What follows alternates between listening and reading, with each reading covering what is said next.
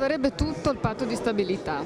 Lo so, bisognerebbe però trovare un altro po' di soldi da qualche altra parte, lo so, risolverebbe tutto. Purtroppo ci stiamo lavorando, ma la situazione è complessa.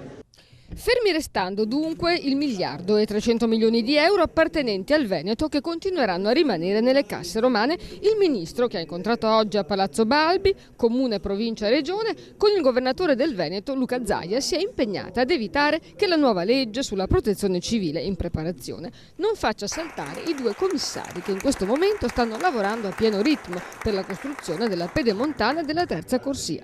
Si fermerebbero investimenti per 5 miliardi di euro. Il ministro Cancellieri ha annunciato che è in preparazione un progetto di riordino delle province italiane e che sarà approvato soltanto con la condivisione dell'UPI, l'Unione Province Italiane. Ci stiamo lavorando e credo che nei prossimi giorni ne vedrete dalle province a dei provvedimenti sulla pubblica amministrazione.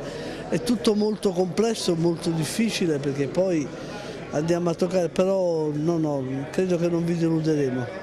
Un progetto che salva Venezia e che piace anche a Francesca Zaccariotto.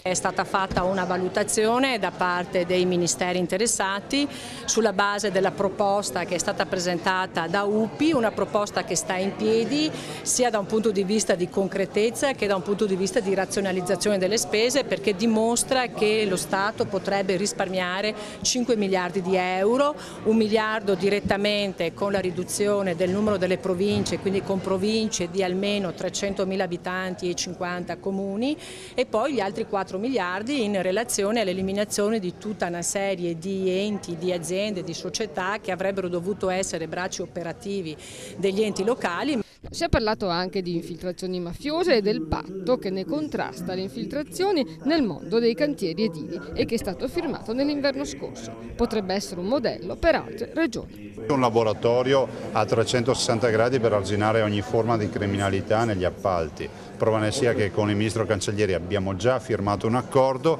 e io spero se ne firmino altri. Quando io vedo che il nostro Veneto è al 6° posto nazionale per infiltrazioni malavitose, che in un anno si sono sequestrate 80 beni e 4 aziende, mi preoccupo e mi preoccupo molto, soprattutto se vedo che per le segnalazioni antiriciclaggio ci sono oltre 3.000 segnalazioni.